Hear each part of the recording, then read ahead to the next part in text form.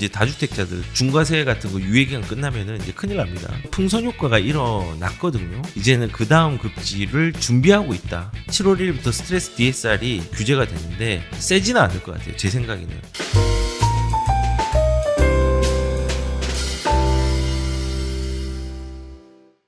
정권이 바뀌었을 때 그 바뀐 정권에서 집값을 못 잡겠으면은 그 못 잡는 걸 좀 인정을 했으면 좋겠어요. 그리고 필요한 데는 지원을 하지만은 과도한 규제로 거래라든지 이런 것들을 막지 않았으면 좋겠어요. 본질이 훼손되거든요. 본질이 훼손된다는 건요. 올라갈 수 있고 내려갈 수 있는 거는 우리가 정하는 게 아니라 시장이 정하는 거예요. 그리고 올라가는 본질을 막을 수가 없어요.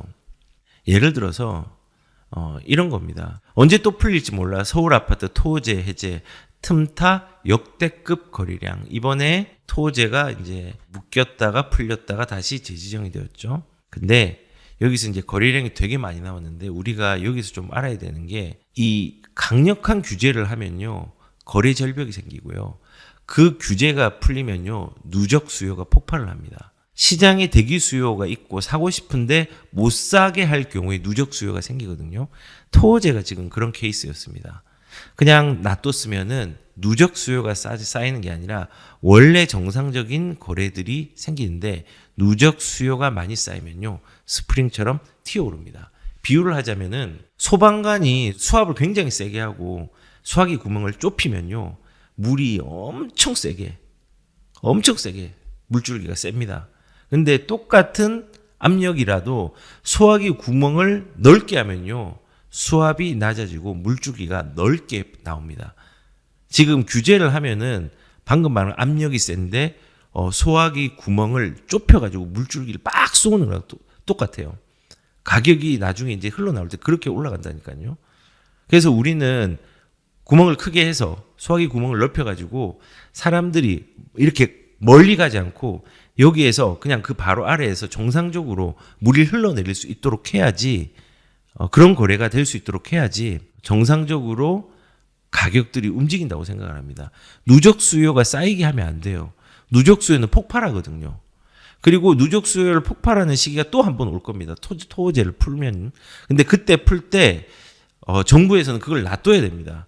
그래야지 느슨해지거든요. 그러면서 정상적으로 찾거든요.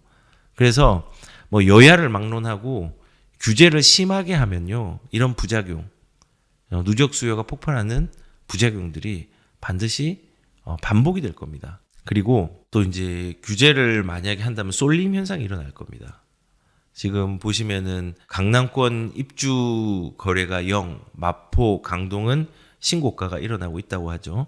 예, 신고가 거래량은 조금 주춤하긴 했지만은 그래도 지금 신고가가 일어나고 있습니다. 근데 강남 3구는 토호제 확대 후 입주권 거래는 0건 당연하죠.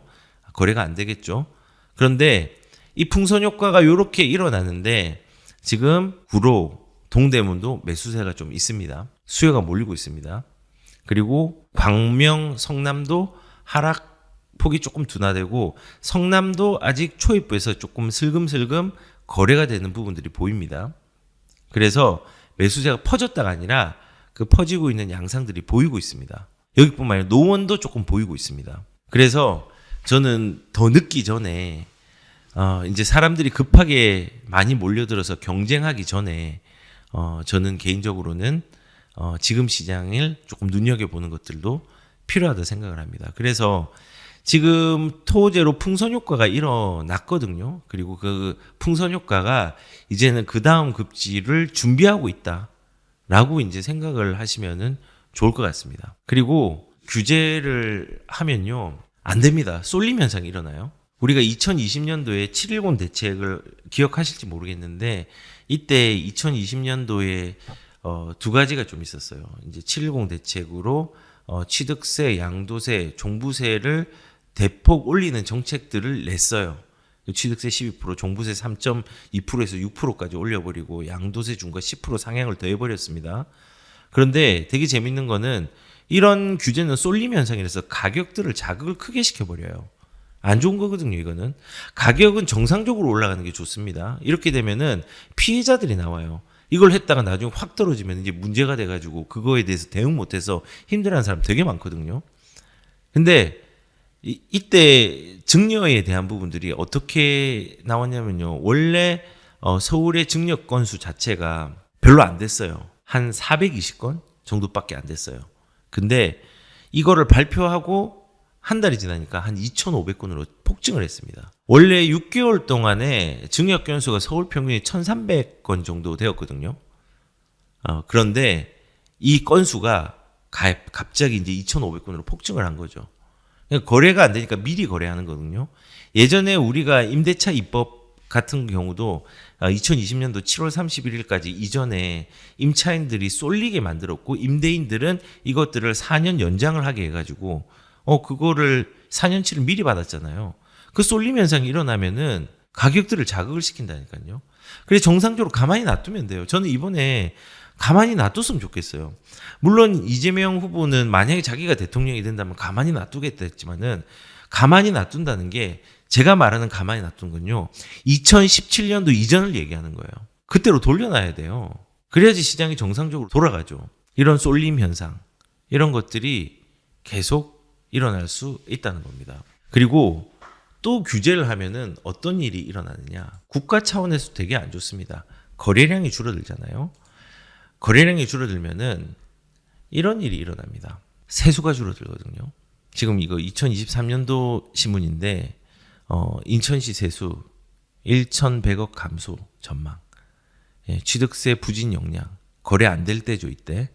인천 같은 경우는요. 이 시기에 전체 지방세의 40%가량이 취득세가 차지하거든요. 그러니까 굉장히 큰 거란 말이에요. 여기가 줄어드는 거는 되게 지방세수의 타격이 큰 겁니다. 세수가 줄어들어요. 규제를 하면 거래량이 줄어서 세수가 줄어든다니까요. 여기도 보면은 부동산 취득세 재산세 안 거치니 쪼그라든 세수의 지자체도 한숨. 취득세 재산세 안 거치면 안 돼요. 이게 그 종부세라든지 요거는 국세입니다. 근데 취득세, 재산세 요거는 지방세입니다. 양도세는 또 국세입니다. 국세입니다. 근데 이것들이 거래가 안 되면요. 국세랑 지방세들이 쪼그라듭니다. 그러면은 운영이 되게 힘들겠죠. 근데 이제 이런 가정을 한번 해볼게요. 만약에 정부에서 거래가 안 되는 정책들을 지금 현재 공약과 다르게 펼쳤다. 만약에 거래가 안 되는데 근데 여기에 정책이 돈을 뿌리는 정책을 한다. 그렇게 하면 어떻게 될까요? 그렇게 되면은 난리 납니다. 예전에 그 문재인 정부가 국채를 발행한 것 자체가 어마어마했습니다. 국가 부채가 어마어마했습니다. 한 600조 정도를 했는데 원래 우리가 국가 부채가 총 가지고 있는 게 500조였어요. 근데 1100조로 늘려버렸거든요. 그 규모가 어느 정도냐면요. 이승만 정권 때부터 박근혜 정부 때까지 왔던 그 국채의 발행 규모보다 더 크고 추경을요. 진짜 역대 정부에서 제일 많이 했어요. 코로나가 있다고 하지만요. 역대 정부에서 병이 없었을 때가 있었습니까? 메르스도 왔었고 사스도 왔었고 뭐 되게 각 정권별로 그런 것들이 많이 왔었는데 물론 코로나가 크긴 했지만은 너무 과했다. 너무 과했다. 근데 세수가 줄어들고 거래가 안 되는 시장인데 만약에 돈을 푸는 정책이 일어난다. 그러면은 진짜 끔찍합니다. 보유세 엄청 걷거나 이제 아니면은 국채 발행을 해가지고 나중에 이제 그걸로 장기적으로 볼 때는 금리 인상과 소상공인들이 훨씬 더 힘들어지겠죠. 빚더미 안겠죠. 진짜 끔찍합니다. 그래서 그거 다 갚아야 되는 거잖아요. 그래서 우리가 규제를 하면은 거래량이 줄어들고 또 하나 공급도 굉장히 어려워집니다. 지금 이런 걸 또 보시면 되는데 오늘 나온 신문이네요. 주택건설협회에서 과도한 기부 체납이 요구가 여전하다. 기준 마련이 시급하다라고 이제 얘기를 했습니다. 이게 뭐냐면요. 학교 용지를 이제 공급하는 특례법이 있습니다. 거기에서 따르면은 이제 원래는 아파트를 지으면요. 학교 용지를 기부 체납하거나 분양가의 일부를 일정 비율을 학교 용지가 마련될 수 있도록 돈을 기부 체납을 해야 됩니다. 내야 됩니다. 그런데 지금 기준이 어떻게 되어 있냐면요. 100세대 이상의 아파트를 지으면요. 요런 그 학교 용지의 부담들이 굉장히 커집니다. 99세대는 아니에요. 거기는 용지 부담에 대한 비율이 되게 낮은데 100세대가 너무 커집니다. 학교를 내든 아니면 용지에 대한 비용을 부담을 하든 간에 뭔가를 해야 됩니다. 근데 이거를 너무 과도하니까 이제 이번에 좀 변경을 했습니다. 6월 달에 이제 시행이 되는 게 300세대 이상이 되어야지 학교 용지 관련된 기부 체납 부담을 하는 게 이제 맞다. 그렇게 해야 된다라고 바뀌었습니다. 이거를 제가 얘기하는 이유가 이런 거예요. 지금 6월 달에 바뀌는데 이 100세대 이상이 되면 학교 용지에 대한 부담을 기부 체납에 관련된 요건들이 굉장히 세기 때문에 너무 힘들었거든요. 그래서 이번에 300세대로 바꿨어요. 근데 이 100세대로 바꾼 게 언제인 줄 아십니까? 노무현 정부 때입니다. 2005년 3월 24일 날 바꿨어요. 2005년 3월 24일 이전까지는 300세대 이상이 에서 학교 용지에 대한 기부 체납에 대한 기준이 있었는데 2025년 3월 24일 이후에는 100세대로 바꿔버렸습니다. 원래 이거는 김영삼 정부 때 300세대로 아예 정해놨던 건데 그래서 이제 시장이 어렵고 할 때는 어떤 일이 있었죠 아십니까? 용인에서 그런 일이 좀 많았는데 이 기준이 있으니까 IMF 그 이후에는 300세대를 안 넘으면은 학교를 안 지어도 되잖아요. 그래서 299세대, 290세대, 300세대 안 넘게 굉장히 아파트들이 뭐 죽전 쪽이라든지 뭐 그 용인 쪽에 많이 지어졌었어요. 그런 일이 있었거든요. 그러니까는 공급이 이것도 지연된 거예요. 규제가 있으니까. 근데 이제 이 내용에서는 주택건설협회에서는 지금 현재 기준을 300세대로 하고 용지 비율 자체를 0.8에서 0.4로 좀 낮췄지만은 조금 더 필요하다. 협의할 때 기부 체납을 원래는 약정된 게 30억이었는데 110억을 내라 이런 경우 되게 많았거든요. 그래서 이 기부 체납에 대한 공공이 기부 체납에 대한 것 비단 교육에 대한 부분뿐만 아니라 이걸 너무 과도하게 하면 큰일 납니다. 그러니까 공급이 잘 안 나와요. 예전에 압구정 3구역 같은 경우도 신통 기획하면서 공공보행교 내라고 했는데 돈이 어마어마하게 드니까 이것 때문에 문제가 되었었죠. 개포현대 2차 같은 경우도 재건축할 때 데이케어 센터 만들어 달라고 하니까 이것 때문에 문제가 되었죠. 그리고 기부 채널로 가장 많이 한 단지가 어딘 줄 아십니까? 잠실주공 5단지. 기부 채널율이 22%예요. 부지의 22%예요. 어마어마하게 기부 채널 많이. 이러면서 이제 뭐 기부 체납으로 조금 좋은 걸 지금 모르겠는데 어떤 때는 대부분 좀 오세훈 시장이 좀 많이 했던 전략인데 임대주택 굉장히 많이 지었어요. 이렇게 공공에서 요구해가지고 사업성이 또 좋아되거든요. 그래서 저는 기부 체납을 해야 된다 생각을 합니다. 일부는 해야 되는 게 맞습니다. 좋아지는 개선에 인프라를 넣어야 되니까. 근데 너무 지나치게 공공에서 임대주택을 넣거나 아니면은 과도하게 요구를 하면은 공급이 지연되거나 사업을 포기하게 만드는 경우들이 많습니다. 그래서 이런 규제하면 안 됩니다. 공급도 어려워집니다. 규제하면 안 되는 이유 또 부담금 못 내 조합장들 제초한 중단 요구. 지금 재건축 초과이익 환수제도 폐지하려고 했는데 지금 폐지를 못할 상황이 되었죠. 이것도 사업성을 떨어뜨려요. 왜냐하면은 내가 개발 부담금도 내고 방금 얘기했던 학교 용지에 대한 부담금도 내고 다 냈어요. 또 냈는데 나중에 취득할 때 취득세도 내야 돼요.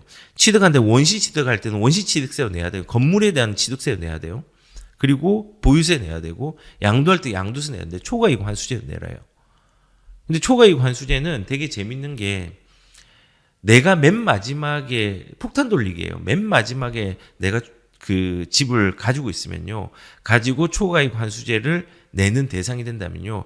중간에 2억에서 5억이 됐고 5억에서 8억이 됐고 8억에서 10억이 된 사람들 그 중간 사람들은 초과이익 환수제를 안 내요. 수익 누리고 간 거예요. 그 대신 마지막에 집을 사고 소유한 사람이 초과이익 환수제에 지불자가 되는 거예요. 그것도 되게 불합리하잖아요. 집값이 떨어지면 또 초과이익 환수제는 또 어떻게 할 거예요. 그래서 초과이익 환수제가 좀 과도하고 완화가 윤석열 정부 때 좀 시켰지만은 없어져야 되는 거예요. 요거 때문에 조합원들이 불안하잖아요. 그리고 조합장들이 사업을 포기하려고 하잖아요. 사업성이 떨어지니까 이 공급을 지연시키는 거예요. 이것도. 그래서 규제를 하면은 공급도 어려워진다. 세금도 마찬가지죠. 세금도 거래가 그대로 놔두는 게 아니라 세율 조정 필요합니다. 세금 때문에 다주택자 거래 못하고 지방 거래가 어렵습니다. 거래라는 것 자체가요, 공급이거든요. 기존 공급을 못 되게 하는 거예요. 이것도 풀어야 됩니다. 그래서 이재명 후보는 세금을 그대로 놔두겠다라고 얘기했는데 놔두는 수준이 아니에요. 세율 조정을 해가지고 놔둬야 돼요. 안 그러면은 이제 다주택자들 또 중과세 같은 거 유예기간 끝나면은 이제 큰일 납니다. 그럴 수 있습니다. 이것도 풀어야 됩니다. 그리고 대출 규제. 이것도 많으면은 거래에 제한이 걸리죠. 수요의 유동성들을 막아버리니까. 7월 1일부터 스트레스 DSR이 규제가 되는데 이거는 세지는 않을 것 같아요. 제 생각에는. 계산을 해보니까 그렇게 많이 줄어들지는 않더라고요. 그래서 저는 이제 후보들이 뭐 4기 신도시 건설하고 뭐 250만 호 뭐 공급 내고 뭐 지금 이런 여러 가지 얘기하는 거 다 좋은데 있는 시장부터 좀 돌려놨으면 좋겠어요. 규제로부터 거래가 되는 시장으로 돌려놓는 게 우선일 것 같아요. 지금 공급한다고 하지만 공급으로 못 잡습니다. 왜냐? 공급이 지금 당장 안 나올 거니까. 있는 거를 없애버려야 되니까. 그래야지 거래가 되니까. 그래서 제가 오늘 규제를 하면은 본질을 막을 수 없다라는 것들 좀 얘기를 했고, 요런 정책들이 앞으로 사라졌으면 하는 마음에서 좀 말씀을 드렸습니다. 거래가 안 되면요, 내수도 안 좋아지거든요. 내수도 안 좋아져요. 규제하잖아요. 그리고 거래가 안 되는 정책 펼치잖아요. 일단 핵심은요, 시장에 거래가 돼야 돼요. 그게 제일 핵심이에요. 그 정책이 필요한 겁니다. 지금 공급을 당장 안 나오는 공급을 어떻게 하겠다는 포퓰리즘을 하는 게 아니라 거래가 안 되면 건설업이 힘들어집니다.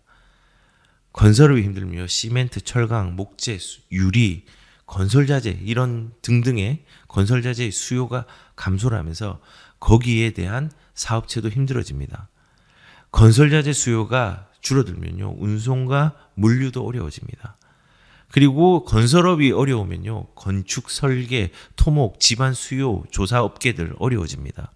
거래가 안 되면요, 건설 폐기물 처리업이라든지 재활용 업계도 어려워지고요. 또 거래가 안 되면은 부동산 중개라든지 이삿짐 센터, 인테리어, 가구, 전자제품, 상하수도 이쪽도 어려워집니다.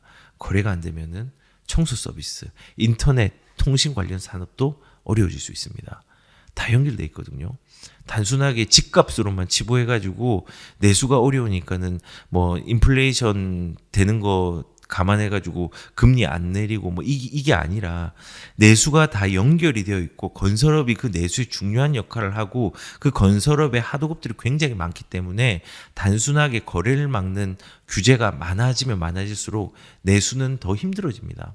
그래서 이번에 금리 인하가 좀 일어나고 뭐 한다고 하면은 뭐 조금의 이런 거래량들이 풀리고 그 거래량이 풀리는 것 자체가 나중에 대선 후보가 대통령이 되어가지고 정책으로 잘 연결이 되어야 됩니다. 그래야지 사람들이 조금 불안해하지 않고 거래를 할 수 있다 생각합니다. 자, 이렇게 하고 제가 부산에 5월 말에 가거든요. 5월 29일에서 5월 30일 목요일부터 토요일까지 1대1 출장 상담소를 운영할 겁니다. 마린시티, 해운대 마린시티에서 진행을 할 거고 추후에 개별 공지할 건데 사전 자료를요 제가 받고 그 자료를 통해서 전략을 충분히 분석한 다음에 1대1로 거기에 대한 맞춤형 상담을 할 예정입니다. 그래서 부산에 이번에 또 가는데 많은 분들도 만나 뵙고 저도 좋은 경험들, 간접 경험들을 하고 왔으면 좋겠다는 생각이 들고 고민이 있다면은 연락을 주시고 그 연락을 통해서 우리가 또 인연을 맺어서 좋은 또 전략들을 잘 꾸려나가고 했으면 좋겠다는 생각도 가지고 옵니다.